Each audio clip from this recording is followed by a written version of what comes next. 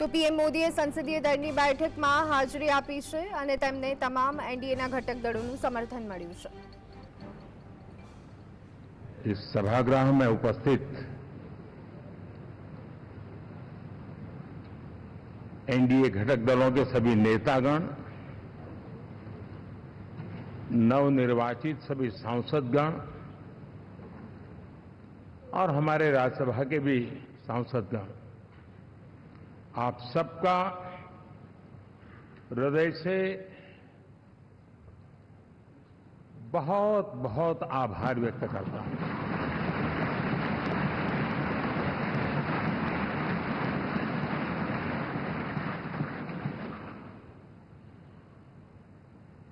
मेरे लिए खुशी की बात है कि इतने बड़े समूह को आज मुझे यहां स्वागत करने का अवसर मिला है।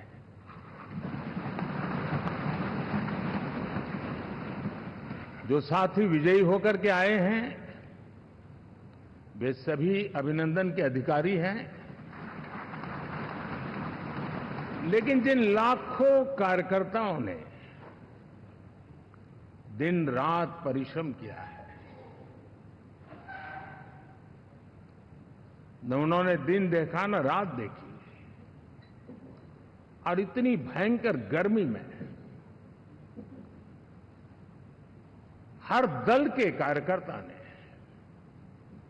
जो पुरुषार्थ किया है, परिश्रम किया है, मैं आज संविधान सदन के इस सेंट्रल हॉल से सर झुका करके उनको प्रणाम करता हूं।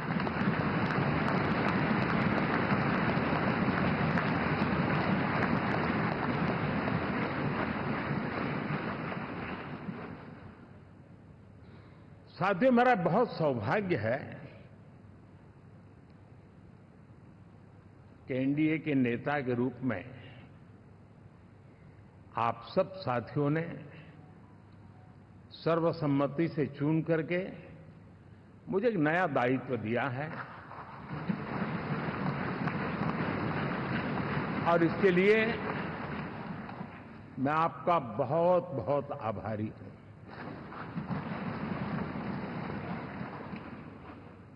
व्यक्तिगत जीवन में एक मैं जवाबदारी का एहसास करता हूं। जब 2019 में इस सदन में मैं बोल रहा था, आप सबने मुझे नेता के रूप में चुना था, और तब मैंने एक बात पर बल दिया था, विश्वास। आज जब आप मुझे फिर से एक बार ये दायित्व देते हैं, इसका मतलब है कि हम दोनों के बीच, हम आपस में विश्वास का सेतु इतना मजबूत है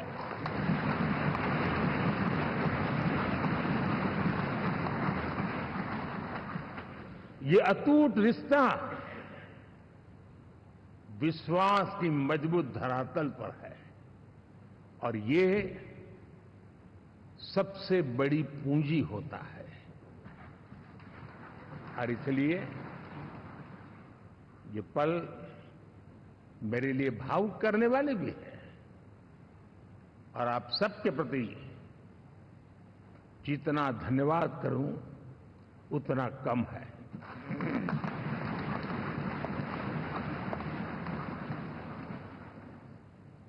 साथियों,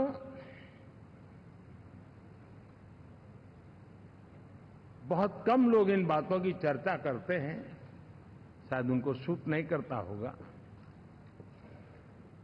लेकिन हिंदुस्तान के इतने महान लोकतंत्र की ताकत देखिए कि एनडीए आज देश में 22 राज्यों में लोगों ने उनको सरकार बनाकर के सेवा करने का मौका दिया।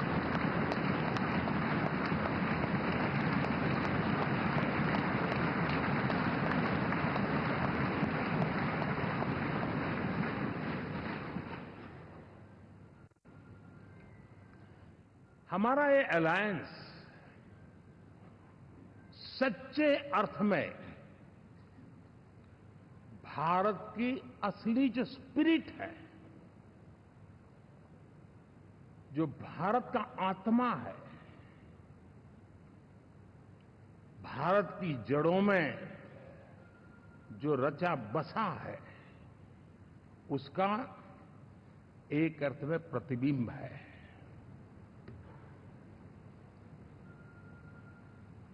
और मैं इसलिए कह रहा हूं कि थोड़ी नजर करें, हमारे देश में 10 ऐसे राज्य जहां हमारे आदिवासी बंधुओं की संख्या प्रभावी रूप से है, निर्णायक रूप से है, जहां इस आबादी आदिवासियों की ज्यादा है, ऐसे 10 राज्यों में से 7 राज्यों में एनडीए सेवा कर रहा है।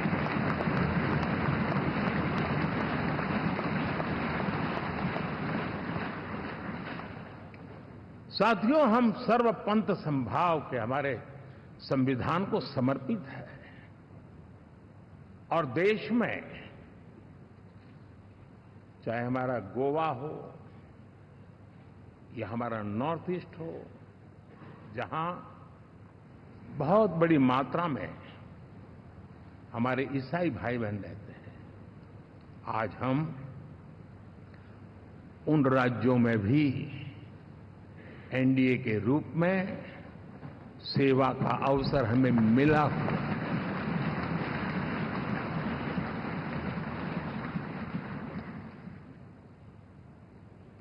साथियों, प्री पोल अलायंस हिंदुस्तान के राजनीतिक इतिहास में और हिंदुस्तान की राजनीति में गठबंधन के इतिहास में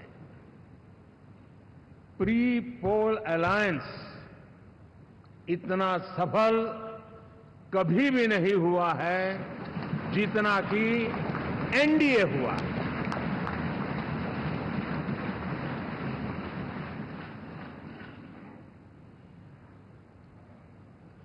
और ये गठबंधन का विजय, हमने बहुमत हासिल किया है और मैं कई बार कह चुका हूं, शब्द अलग होंगे लेकिन मेरे भाव उसमें एक सातत्य है।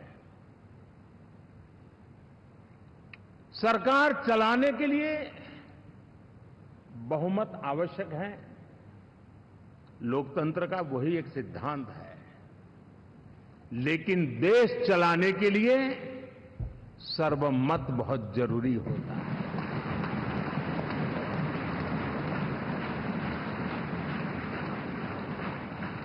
और मैं आज देशवासियों को यहां से विश्वास दिलाना चाहता हूं कि आपने जिस प्रकार से हमें बहुमत देकर के सरकार चलाने का सौभाग्य दिया है, ये हम सबका दायित्व है कि हम सर्वमत का निरंतर प्रयास करेंगे और देश को आगे ले जाने के लिए हम कोई कोर कसर नहीं छोड़ेंगे।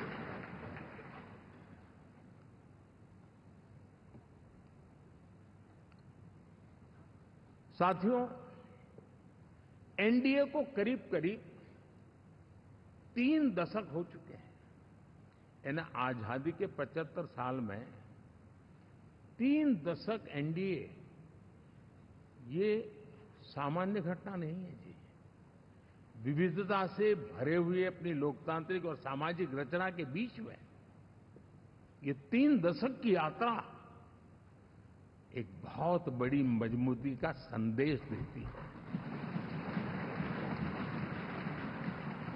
और मैं आज बड़े गर्व के साथ कहता हूं कि किसी एक समय वो था कि संगठन के कार्यकर्ता के रूप में इस अलायंस का हिस्सा था, व्यवस्थाओं से जुड़ा रहता था और आज सदन में बैठ करके आपके साथ काम करते करते मेरा भी नाता इससे 30 साल का रहा है।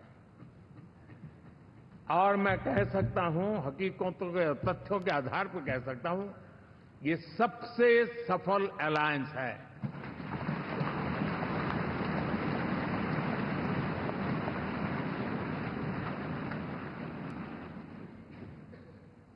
हम गर्व से कह सकते हैं कि 5 साल का टर्म होता है। इस अलायंस ने 30 साल में से 5-5 साल के 3 टर्म सफलतापूर्वक पार किए हैं और अलायंस चौथे टर्म में एंटर कर रहा है।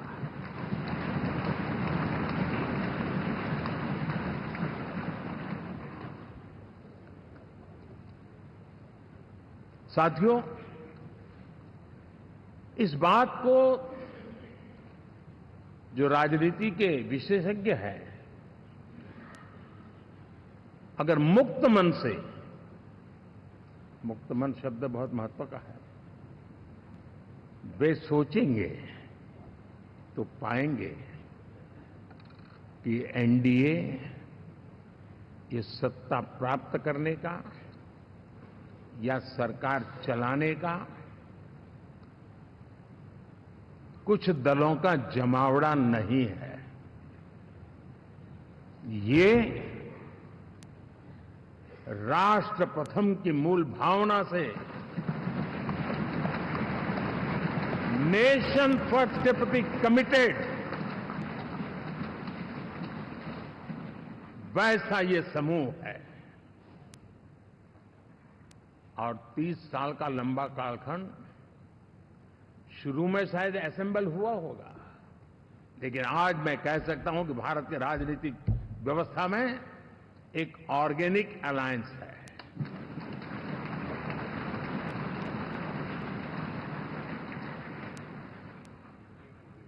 और ये मूल्य श्रद्धेय अटल बिहारी वाजपेयी, श्री प्रकाश सिंह जी बादल,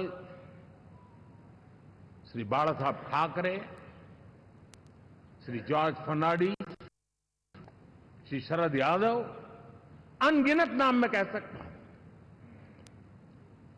इन लोगों ने जिस बीज को बोया था, वो आज भारत की जनता ने विश्वास का सिंचन कर करके उस बीज को वटवृक्ष बना दिया है।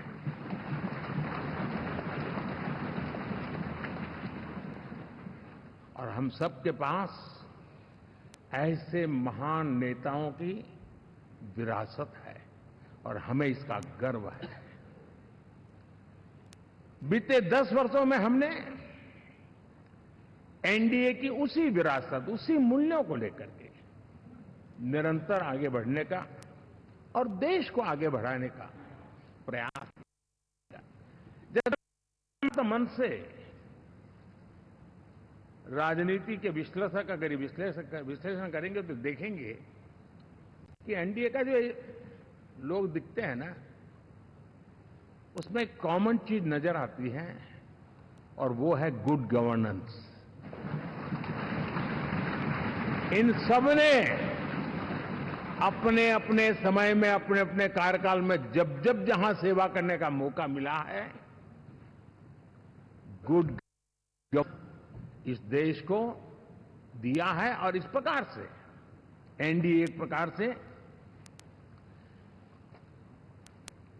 एनडीए कहते ही गुड गवर्नेंस ये अपने आप पर्यायवाची बन जाता है। साथियों, हम लोगों के सभी के कार्यकाल में, चाहे मैं गुजरात में रहा हूं या बाबू हमारे आंध्र में रहे हो या नीतीश जी ने के लिए भरपूर सेवा की हो, हम सबके अंदर केंद्र बिंदु में गरीब का कल्याण केंद्रस्थ रहा है।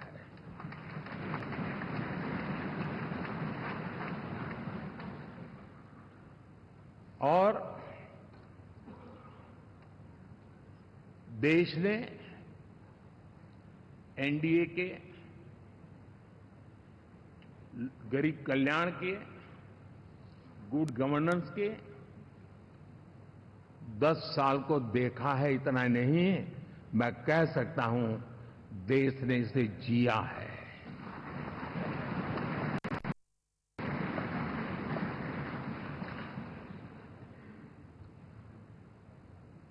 जनता जनार्दन ने सरकार क्या होती है, सरकार क्यों होती है, सरकार किसके लिए होती है, सरकार कैसे काम करती है, इसको पहली बार अनुभव किया है। वरना जनता और सरकारों के बीच में एक खाई की व्यवस्था ही बनी हुई थी।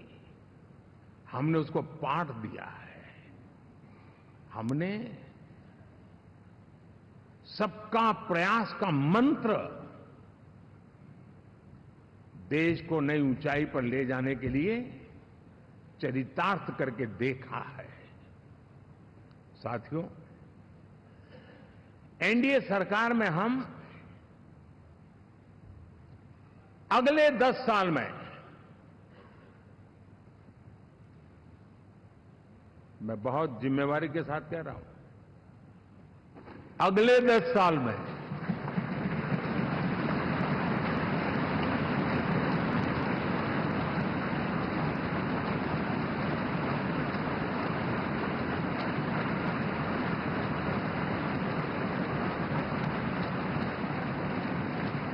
गुड गवर्नेंस, विकास, नागरिकों के जीवन में क्वालिटी ऑफ लाइफ, और मेरा व्यक्तिगत रूप से एक बहुत बड़ा ड्रीम है, मैं लोकतंत्र की समृद्धि को जब सोचता हूं तो मैं चाहता हूं कि सामान्य मानवीय के जीवन में से, और खास करके मध्यम वर्ग, उच्च मध्यम वर्ग, उनके जीवन में से सरकार की दखल जितनी कम हो उतनी लोकतंत्र की मजबूती है।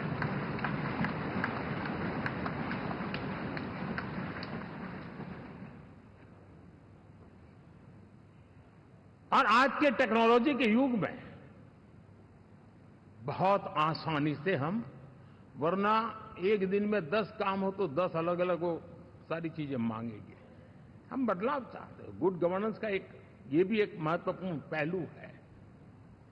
लेकिन हम विकास का नया अध्याय लिखेंगे, गुड गवर्नेंस का नया अध्याय लिखेंगे, जनता जनार्दन की भागीदारी का नया अध्याय लिखेंगे, और सब मिलकर के विकसित भारत के सपने को साकार करके रहेंगे।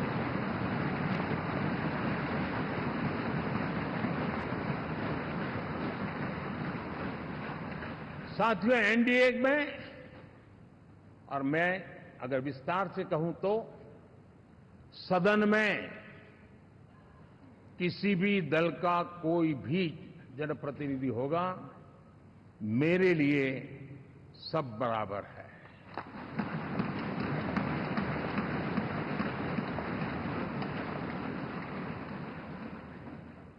जब मैं सबका प्रयास की बात करता हूं तो मैं सदन में भी, चाहे वो लोकसभा हो या राज्यसभा हो, हमारे लिए सब बराबर है। और यही एक भाव है जिसके कारण 30 साल से एनडीए अलायंस मजबूती के साथ आगे बढ़ा है। अपना पराया कुछ नहीं है। सबको गले लगाने में हमें कभी कोई कमी नहीं रखी है। उसी का परिणाम है कि जनता का विश्वास भी जीत पाते हैं। साथियों, हमने 2024 में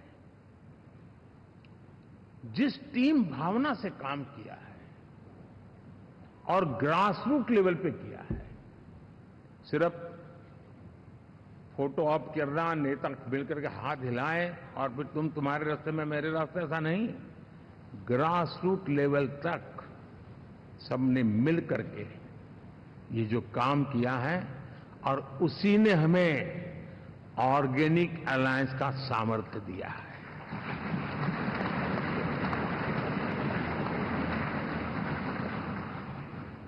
एक दूसरे का सहयोग किया है। हर किसी ने यही सोचा, जहां कम वहां हम। अगर कोई कमी है तो मैं आऊंगा, मैं मेहनत करूंगा, लेकिन तुम्हें कमी नहीं रहने दूंगा। जहां कम वहां हम, ये हर कार्यकर्ता ने जी करके दिखाया है, और तभी तो जीत आती है। साथियों, कभी कभी मैं कह सकता हूं कि हमारा 10 साल का अनुभव है,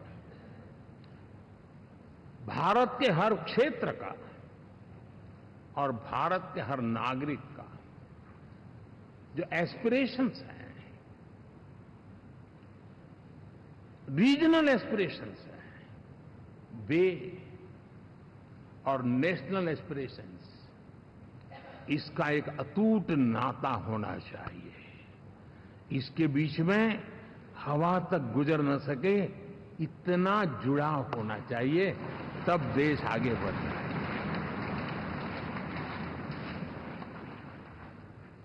साथियों, इस चुनाव में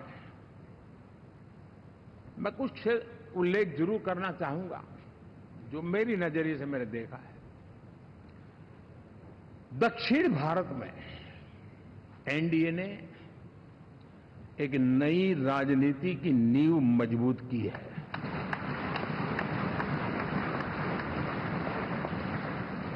अब देखिए, कर्नाटक एंड तेलंगाना, अभी अभी तो इनकी सरकारें बनी थी, लेकिन पल भर में ही लोगों का विश्वास टूट गया, भ्रम से लोग बाहर आ गए और एनडीए को गले लगा दिया। कर्नाटक और तेलंगाना में दोनों जगह।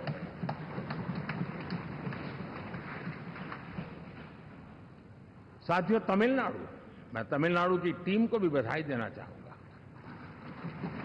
और वहां हमारा एनडीए समूह बहुत बड़ा भी है, और कईयों को पता था कि हम एक साथ एक सीट नहीं लड़ा पाएंगे, लेकिन इस लड़ाई में हम साथ रहेंगे। और मैंने बहुत से एनडीए के साथी तमिलनाडु में ऐसे हैं कि जिनका कोई उम्मीदवार नहीं था, लेकिन इस झंडे को ऊंचा रखने के लिए वो जी जान से जुटे थे। और इसलिए आज तमिलनाडु में भले हम सीट नहीं जीत पाए, लेकिन जिस तेजी से एनडीए का वोट शेयर बढ़ा है, वो साफ साफ संदेश दे रहा है कल में क्या लिखा हुआ है।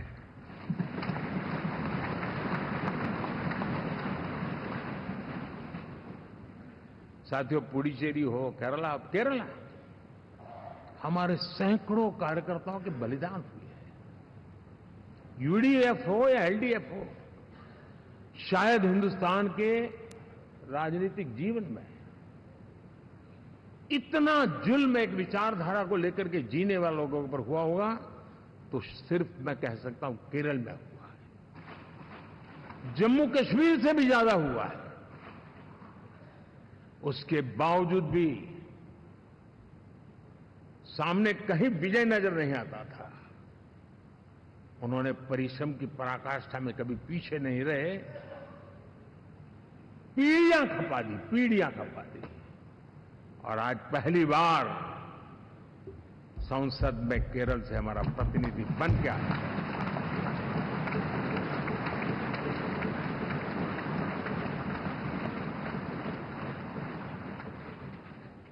साथियों, अरुणाचल में हमने लगातार, हमारी सरकार बनती रही है और भारी समर्थन से बनती है। सिक्किम में भी हमारे एनडीए की सरकार करीब करीब क्लीन स्वीप के साथ, अरुणाचल क्लीन स्वीप। आंध्र, मैं अभी बाबू को पूछ रहा था, बोले हिस्टोरिकली ये सबसे हाईएस्ट विक्ट्री है।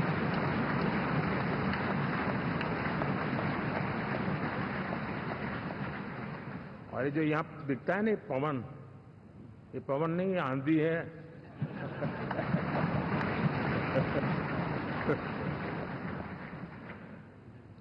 आंध्र ने इतना बड़ा हमारे प्रति जनमत दिया है। हिंदुस्तान के लिए एक सामान्य मानवीय की विकास की जो जिजीविषा है उसका प्रतिबिंब है। और महाप्रभु जगन्नाथ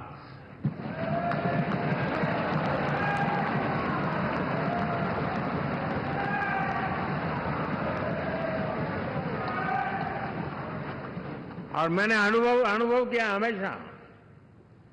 मैं हमेशा मानता हूं ईश्वर के अनेक रूप होते हैं, लेकिन जब मैं भगवान महाप्रभु जगन्नाथ जी को याद करता हूं तो मैं हमेशा मानता हूं ये गरीबों के देवता है।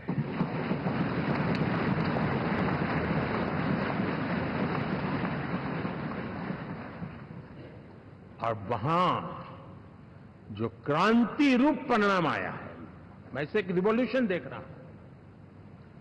और मैं इसके साथ कह सकता हूं कि विकसित भारत का हमारा जो सपना है,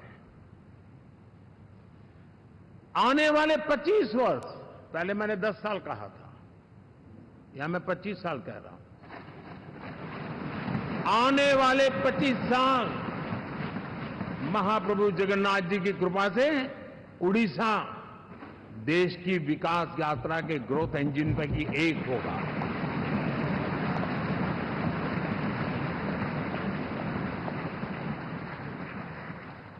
साथियों, हम लोग जब 4 जून के नतीजे चल रहे थे, मैं तो अपने काम में कुछ व्यस्त था, बाद में फोन आना शुरू हो गए,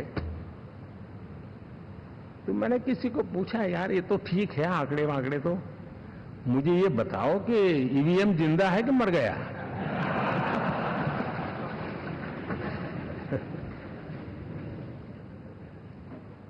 क्योंकि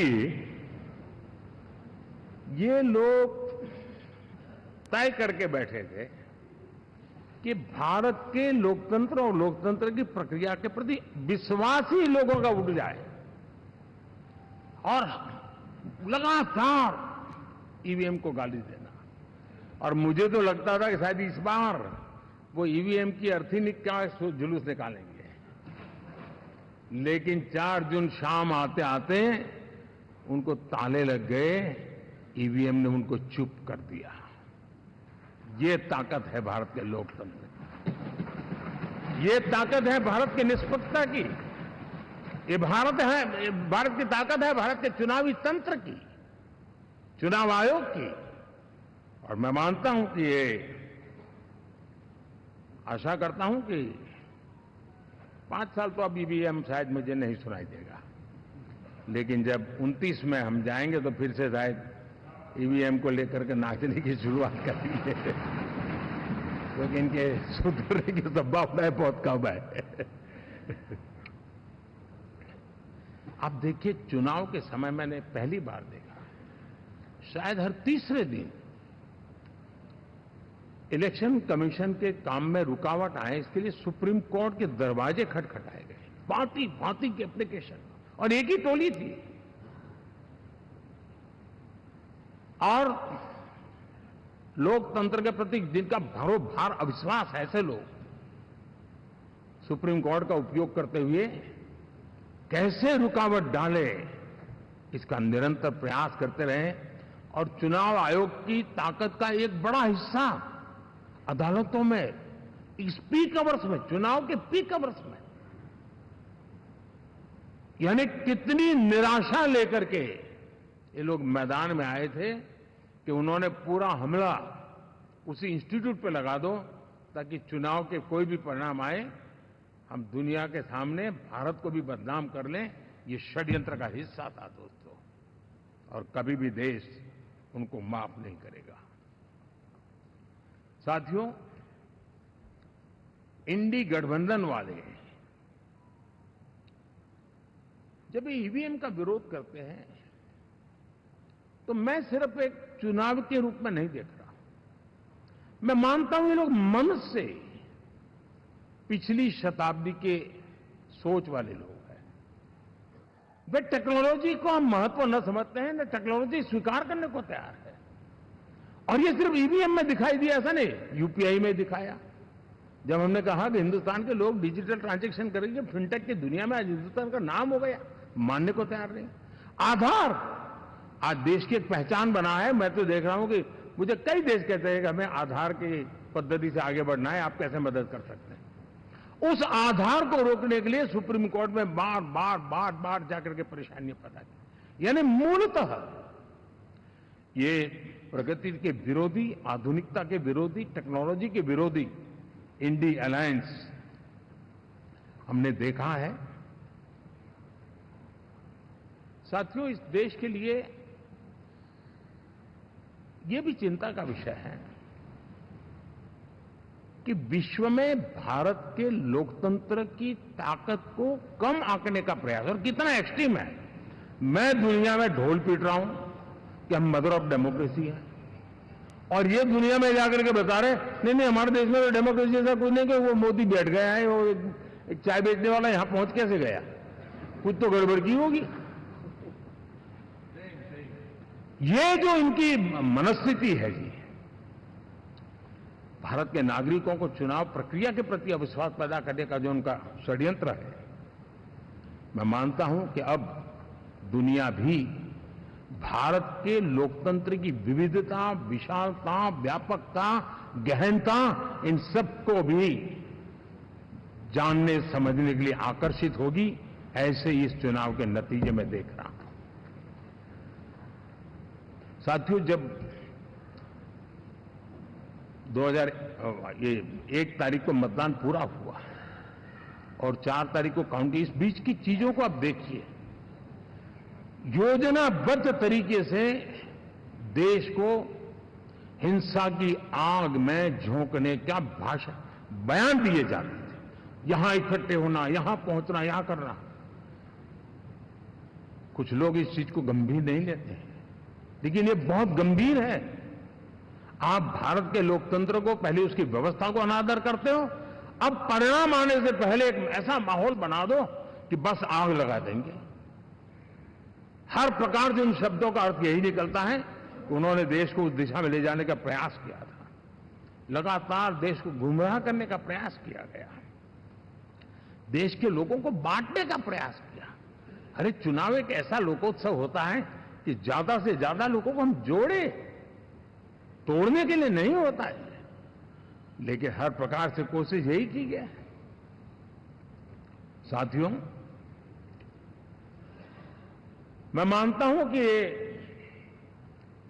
2024 के लोकसभा के चुनाव के जो नतीजे हैं,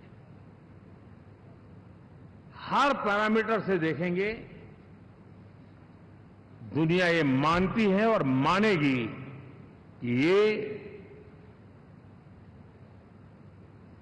एनडीए का महाविजय है।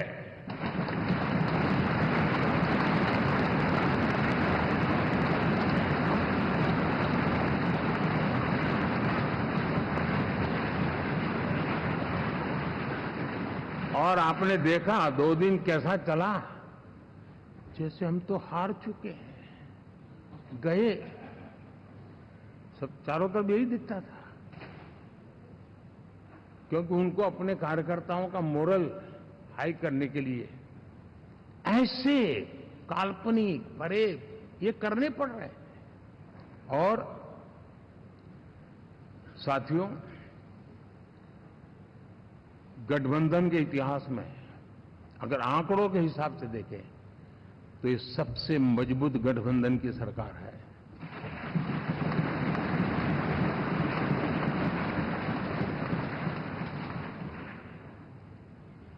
लेकिन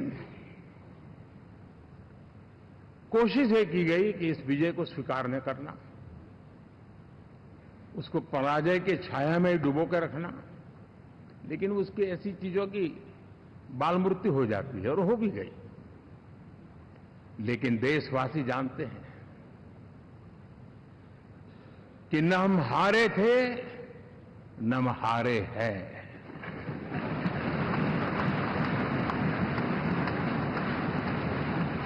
लेकिन 4 तारीख के बाद हमारा जो व्यवहार रहा है, वो हमारी वो पहचान बताता है कि हम विजय को पचाना जानते हैं।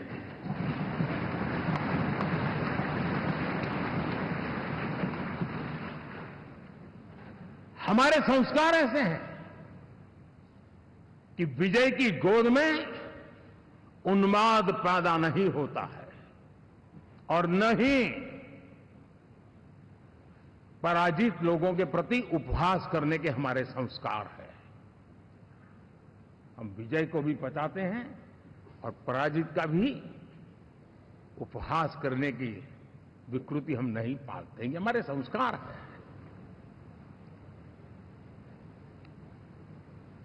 अब किसी भी बालक को पूछो कि भाई लोकसभा के चुनाव के पहले सरकार किसकी थी, तो कहेगा एनडीए। 24 के नतीजों के बाद सरकार किसकी बनी, एनडीए। फिर हारे कहां से भाई? पहले भी एनडीए थी, आज भी एनडीए और कल भी एनडीए है।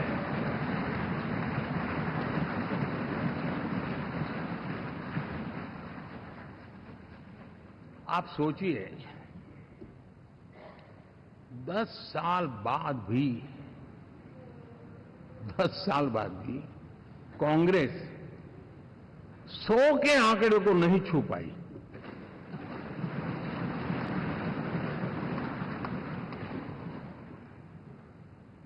और अगर मैं 14, 19 और 24 तीन चुनावों को जोड़ करके कहूं,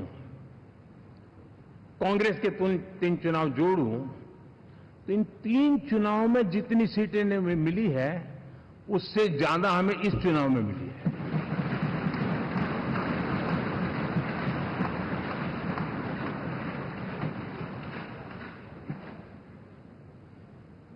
और मैं साफ देख रहा हूं साथियों, एनडीए वालों को अंदाज नहीं है। वे धीरे धीरे पहले तो डूब रहे थे, अब तेज गति से ये गर्त में जाने वाले हैं।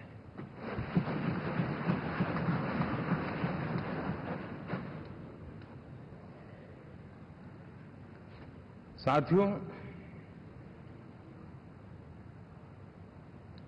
इंडिया अलायंस वाले देश के सामान्य नागरिकों की जो समझ है,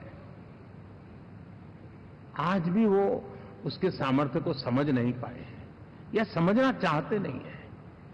भारत के सामान्य व्यक्ति की भी एक समझ है, और जो जमीन से जुड़ा रहता है ना, वो समझ को छूता है, समझता है, पहचानता है, वो वहां नहीं है।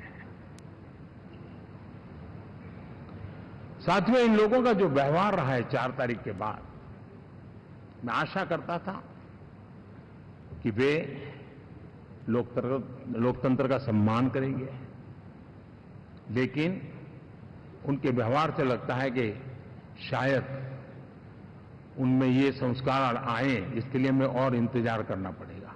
और तो मैं ज्यादा कुछ कह नहीं सकता। और ये वो लोग हैं जो खुद की पार्टी के पीएम का अपमान करते हैं, उसके निर्णयों को फाड़ देते थे। खुद की पार्टी को विदेशी मेहमान आ जाए तो उसके लिए चेयर नहीं होती थी। ये सारे दृश्य आपने देखे हैं, ठीक। और मैं समझता हूं कि इन सारी स्थितियों में से हम लोकतंत्र की मजबूती और जनता जनार्दन के प्रति आस्था, इसको हम, साथियों, लोकतंत्र हमें सबका सम्मान करना सिखाती है। विपक्ष में भी जो सांसद जीत करके आए हैं, मैं उनको भी बधाई देता हूं।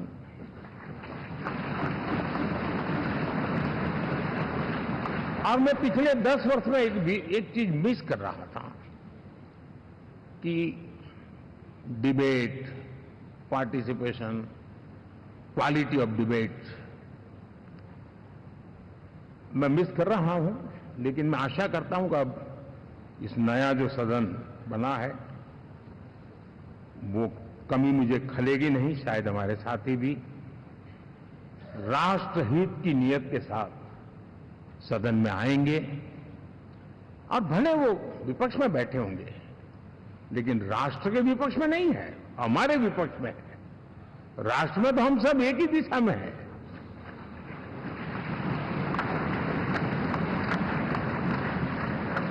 राष्ट्र में हमारा कोई पक्ष विपक्ष नहीं है। राष्ट्र में तो हम 140 करोड़ है। और मैं आशा करता हूं कि वो राष्ट्र हित की भावना को लेकर के सदन में आएंगे और सदन को समृद्धि देने में वे कुछ न कुछ योगदान करेंगे। साथियों, 24 का जनादेश एक बात को बार बार मजबूती दे रहा है, बार बार मजबूती दे रहा है कि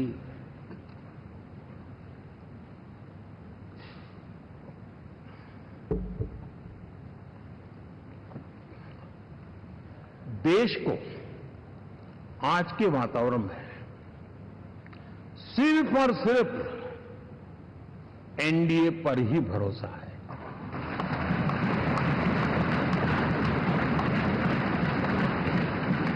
और जब इतना अटूट विश्वास है, इतना भरोसा है, तो स्वाभाविक है देश की अपेक्षाएं भी बढ़ेगी। और मैं इसे अच्छा मानता हूं और हम सबका कर्तव्य भी मानता हूं। और इन अपेक्षाओं को पूर्ण करने के लिए, और मैंने पहले भी कहा था कि जो 10 वर्ष हमने काम किया है वो तो ट्रेलर है।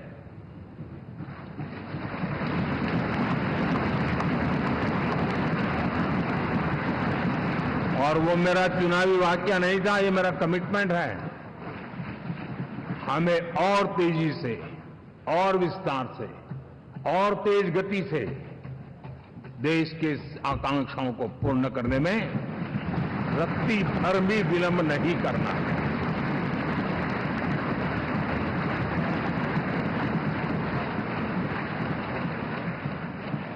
जनता जनार्दन चाहती है हम पहले से ज्यादा डिलीवर करें। जनता चाहती है कि हम खुद ही हमारे पुराने रिकॉर्ड तोड़े। और मैं साथियों एक तरफ एनडीए रखूं, दूसरी तरफ भारत के लोगों के सपने और संकल्पों को रखूं, तो मैं कहूंगा NDA, new India, develop India, aspirational India.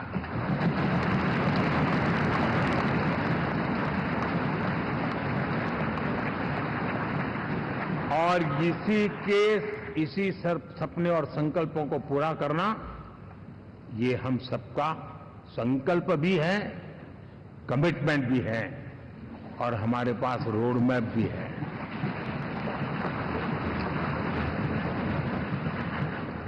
साथियों, एनडीए ने हमेशा करप्शन फ्री, रिफॉर्म ओरिएंटेड, स्थिर सरकार देश को दी है। जब जब हमें अवसर मिला हम लोगों ने काम किया है।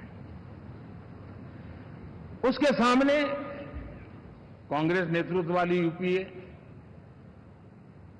अब उन्होंने पुरानी अपनी छवि सुधारने के लिए नाम बदल दिया, लेकिन पहचान घोटालों की है। आए दिन घोटाले, यही पहचान रही है। और नाम बदलने के बावजूद भी देश उनके घोटालों को नहीं भुला है, उनको नकारा है।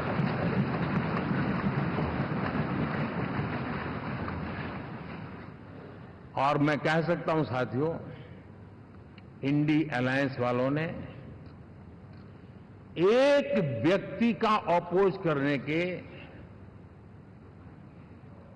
वन पॉइंट एजेंडा के कारण देश की जनता ने उनको ही ऑपोजिशन में बिठा दिया है।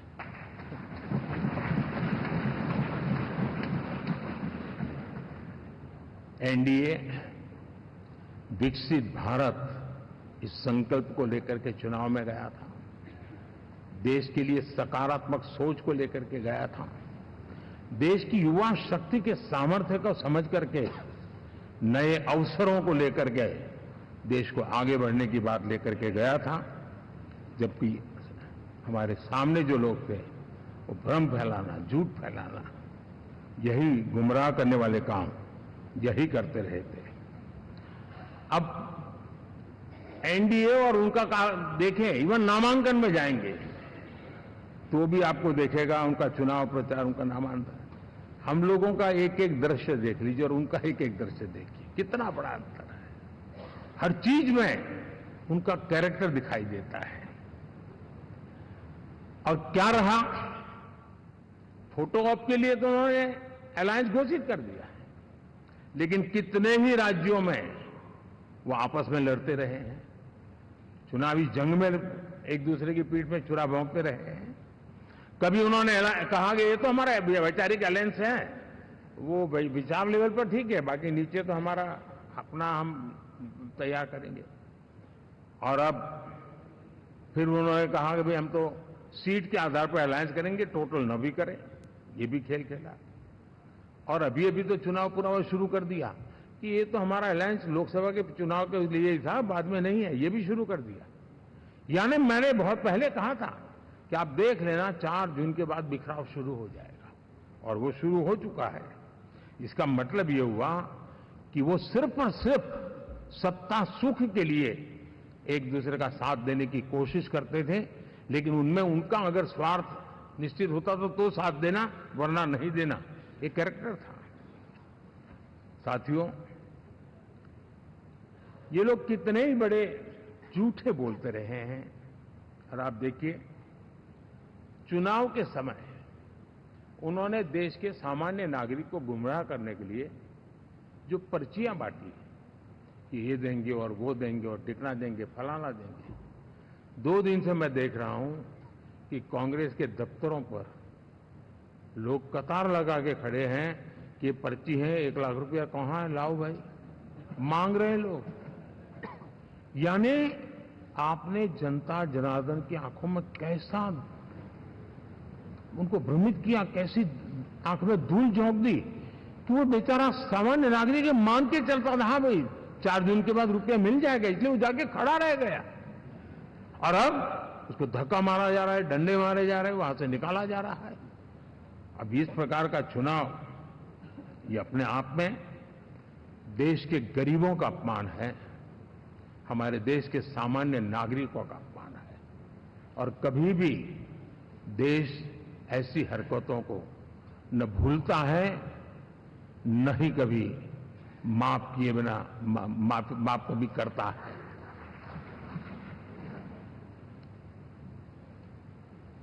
साथियों, हमारे लिए संतोष की बात है कि हम एक कमिटमेंट से काम कर रहे हैं। 10 साल में हमने 25 करोड़ गरीबों को गरीबी से बाहर निकाला है।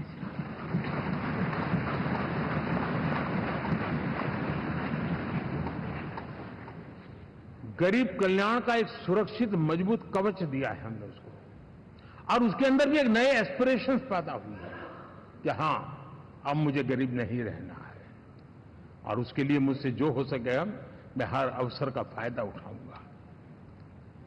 3 करोड़ गरीबों को घर, ये ऐसे कहने का आंकड़ा नहीं है जी, कितनी मेहनत पड़ती है मुझे मालूम है, लेकिन हम सफलतापूर्वक इसको कर पाए हैं। 4 करोड़ लोगों को दे चुके हैं, 3 करोड़ का हम संकल्प लेकर के आज से आगे बढ़ेंगे। यानी ये भी हिम्मत है कि 4 करोड़ देने के बाद जिन परिवारों का विस्तार हुआ है, जरूरत पड़ी है, और राज्यों की भी उसमें इच्छा है, 3 करोड़ नए घर बनाने का संकल्प। 70 वर्ष की आयु से ऊपर के व्यक्तियों को, नागरिकों को 5 लाख रुपए तक इलाज के लिए मुफ्त इलाज की व्यवस्था। मुद्रा योजना के तहत हमारे नौजवानों को कारोबार के लिए 20 लाख तक की उनकी बैंक से उनको लोन मिले, इसकी व्यवस्था। ये मैं समझता हूं कि वायदा हमारे तीसरे कार्यकाल की गारंटियां, सब मैं अभी बताता नहीं हूं, लेकिन इन गारंटियों के प्रति हम कमिटेड हैं और उसे पूर्ण करने के लिए हम कोई कमी नहीं रखेंगे।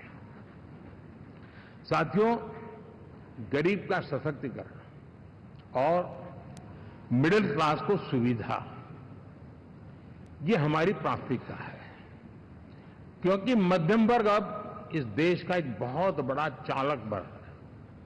भारत की ग्रोथ स्टोरी में ये ऐसे ऐसे नए फोर्सेस मैं देख रहा हूं जो हमारी बहुत बड़ी शक्ति बनने वाले हैं, और इसलिए हम उस पर भी उतना ही, और मिडिल क्लास की बचत कैसे बढ़े, सेविंग कैसे बने, उसके लिए, उसकी क्वालिटी ऑफ लाइफ के लिए हम क्या कर सकते हैं, हमारी योजनाओं का विस्तार कैसे किया जाए, हमारे नीति नियमों में बदलाव कैसे किया जाए, उस पर भी हम आने वाले दिनों में काम करते हैं। साथियों, पंचायत से पार्लियामेंट तक हमारी नारी शक्ति की सक्रिय भागीदारी, ये हमारा कमिटमेंट है, और हमने हमारे पिछले कार्यकाल में नारी शक्ति वंदन अधिनियम करके उस बात को हमने आगे बढ़ाया है। और वो दिन दूर नहीं होगा जब हमारे सदन में बहुत बड़ी तादाद में हमारी माताएं बहनें देश का नेतृत्व करती हुई दिखाई देगी।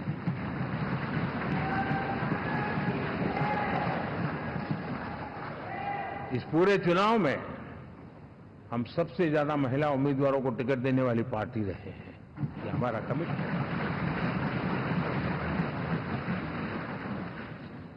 हमारी महिला सांसदों को जो आशीर्वाद देश की जनता ने दिया है, मैं इसके लिए विशेष रूप से उनका आभार व्यक्त करता हूं।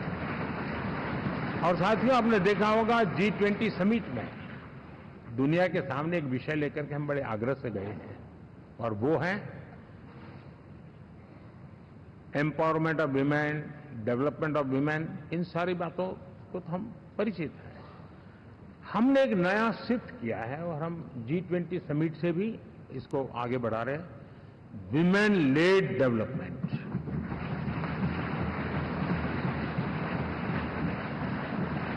एक बार हमारा इस प्रकार का कमिटमेंट बनता है तो परिवर्तन बिल्कुल साफ नजर आता है। साथियों, एनडीए का ये कार्यकाल बड़े फैसलों का है, तेज विकास का है, और अब हम समय गंवाना नहीं चाहते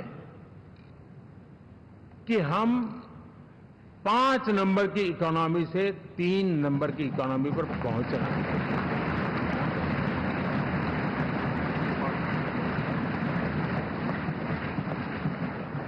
और ये खाली 5 और 3 का आंकड़ा नहीं है, उसके कारण जो अर्थव्यवस्था का कद बन जाता है, वो सामान्य मानवीय की आशा आकांक्षाओं को पूरी करने के लिए सरलता बढ़ जाती है।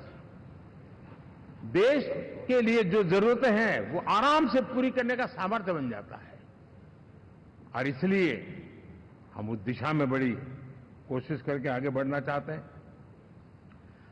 राज्यों का सहयोग भी उसमें उतना ही महत्वपूर्ण है, और भारत के संविधान ने हमें जिस प्रकार का दिशा निर्देश किया है कोऑपरेटिव फेडरलिज्म का, लेकिन मैंने उसमें आग्रह रखा है कॉम्पिटिटिव कोऑपरेटिव फेडरलिज्म।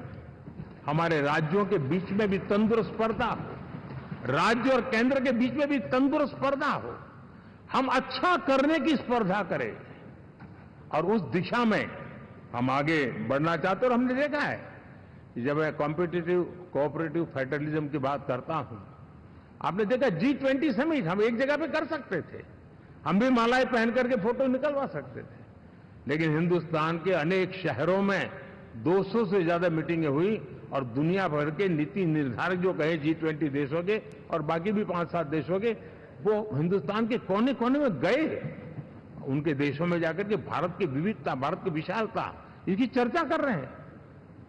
उनके लिए आश्चर्य है, हमने तो दिल्ली आकर के वापिस जाते थे, पता ही नहीं था कि देश इतना बड़ा है। ये अपनी एक ताकत का परिचय हुआ है। हमने कोविड में देखा, राज्यों के साथ कोऑपरेशन के साथ हमने जिस प्रकार से लड़ाई लड़ी, और एक सूत्र में रह करके लड़ाई, दल किसी का भी हो सरकार में, लेकिन हमने इस काम को किया क्योंकि हमारा कोऑपरेटिव फेडरलिज्म के प्रति कमिटमेंट है। एस्पिरेशनल डिस्ट्रिक्ट एक ऐसा मॉडल है गवर्नेंस का जिसमें राज्य भी उतना ही सक्रियता से हमारे साथ जुड़े हुए हैं, और दुनिया के लिए जो डेवलपिंग कंट्रीज हैं उनके लिए गवर्नेंस का एक ऐसा मॉडल प्रस्तुत हो रहा है जिसका अब तो केस स्टडी के रूप में दुनिया के अनेक यूनिवर्सिटी केस स्टडी करना शुरू की है। अब उसको हम आगे बढ़ाते हुए एस्पिरेशनल ब्लॉक की तरफ ले जा रहे हैं, ताकि हमारे ग्रासरूट लेवल पे भी जो वीक एरियाज हैं, जहां सुविधाएं अभी सामान्य एवरेज से भी नीचे हैं, उसको हम जल्दी से जल्दी उस स्टेट की एवरेज तक लाना चाहते हैं। देश का रीजन, कोई भी क्षेत्र हो, सर्वांगीण विकास को लेकर के हम चले।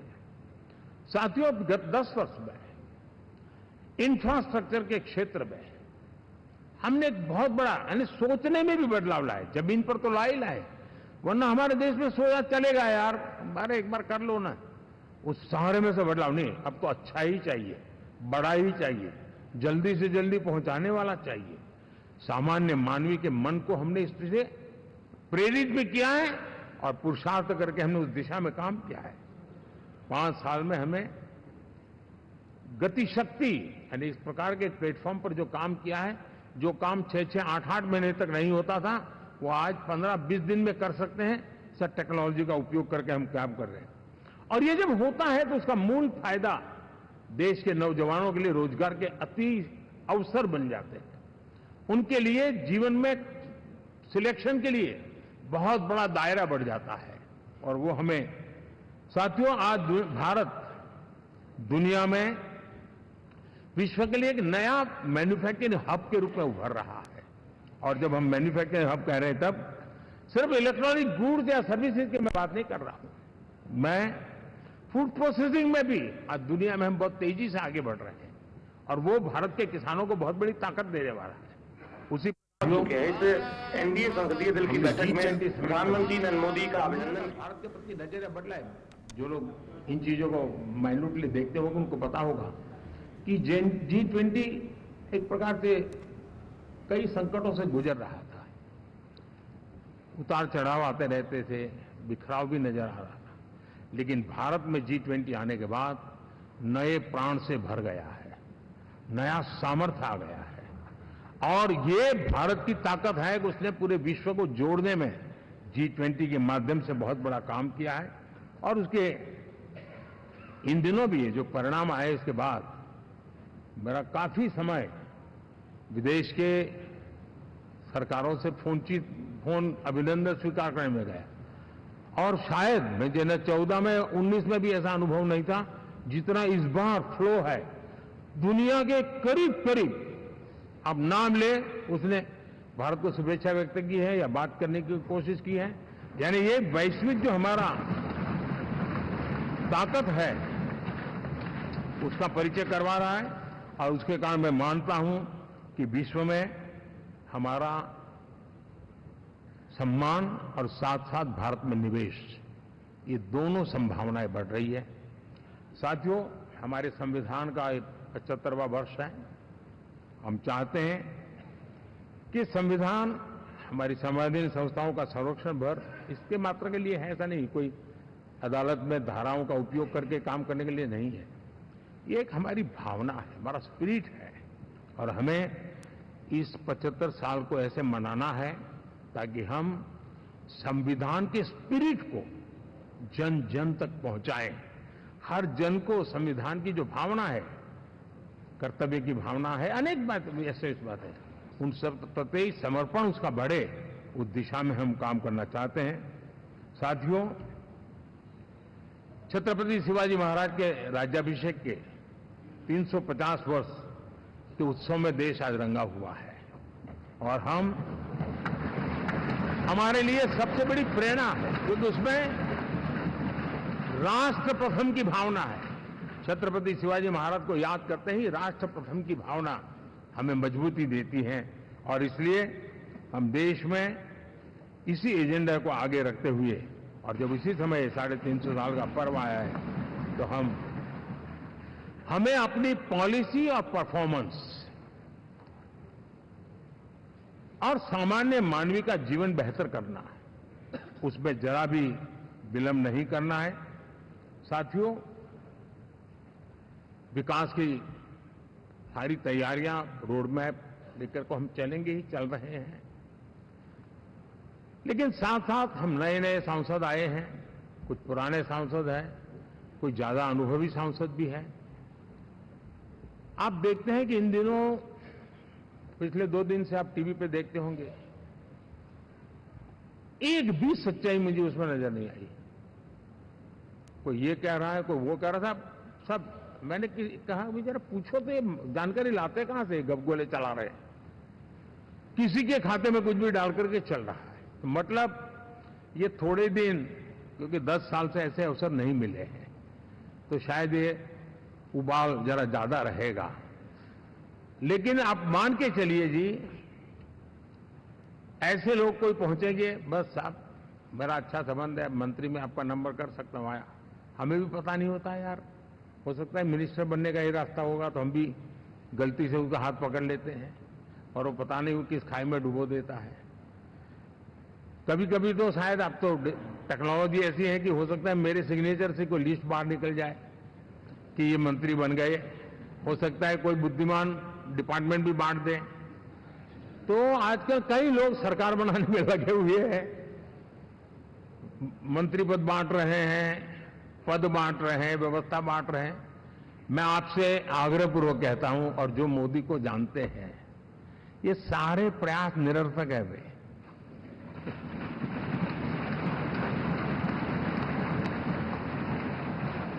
आप भी किसी का फोन आ जाए तो 10 बार वेरीफाई कीजिए कि जिसने फोन किया है वो सचमुच में अथॉरिटी है। अदरवाइज कोई भी कहे भाई आपका नाम हो गया है, सुबह परिवार को बुला दीजिए, शपथ समारोह में आना है, हो गया।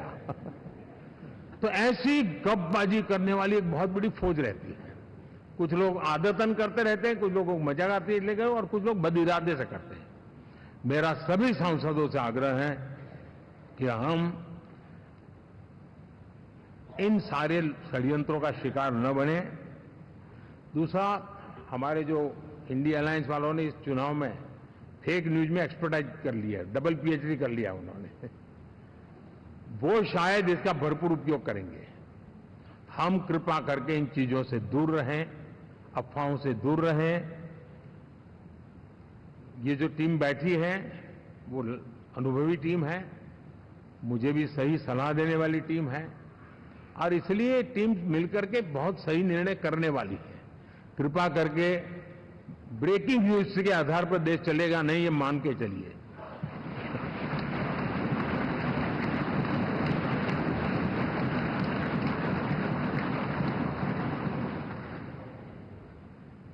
साथियों, विकसित भारत का संकल्प लेकर के हम चले हैं। 3 नंबर की इकोनॉमी पहुंच रहा, मैं जानता हूं, निश्चित रोड मैप के साथ उसको हम पार करने वाले हैं। और मैंने पहले भी कहा था कि मेरा पल पल देश के नाम है, मेरा पल पल आप लोगों के नाम है। मैं 24/7 अवेलेबल हूं।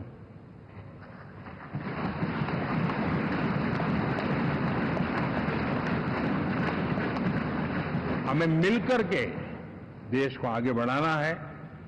फिर से एक बार आप लोगों ने मुझ पर जो विश्वास जताया है, जो प्यार दिखाया है और जो समर्थन दिया है, वाकई मैं मानता हूं भारत के लोकतंत्र की एक बहुत बड़ी ताकत है। मैं जितना आपका आभार व्यक्त करूं उतना कम, और मैं विश्वास दिलाता हूं कि मैं आपकी आशा अपेक्षाओं को पूरी करने में, परिश्रम करने में कोई कमी नहीं रखूंगा।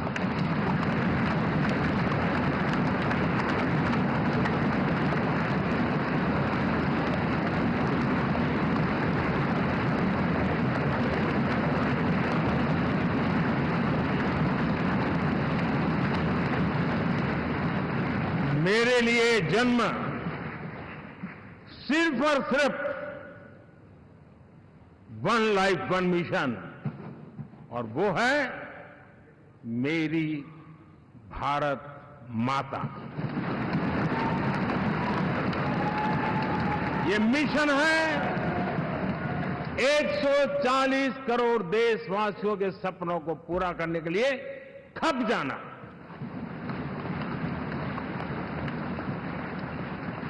ये मिशन है 140 करोड़ देशवासियों को 1000 साल की मुसीबतों से जो गुजरी हुई पीढ़ी दर पीढ़ी है, उसे मुक्ति दिला करके सम्मान के साथ विश्व में मेरा हर देशवासी दुनिया उसे देखे तो उसका मन कर जाए, काश ये हिंदुस्तान का है, अरे नजर मिल जाए तो अच्छा होगा। ये मैं स्थिति पैदा करना चाहता हूं। उसका मन लालायित होना चाहिए, हिंदुस्तानी है, अरे यार जरा हाथ मिला लूं, कुछ एनर्जी मुझे भी आ जाए। मैं देश को इस ऊंचाई पे ले जाना चाहता हूं। और साथियों, मुझे पक्का विश्वास है आपका साथ, आपका सहयोग, आपका अनुभव बहुत बड़े परिणामों की संभावनाएं लेकर के आया है। लोकसभा का ये गठन उन सभी आकांक्षाओं को पूरा करेगा। मैं फिर एक बार आप सबका हृदय से बहुत बहुत धन्यवाद करता हूं।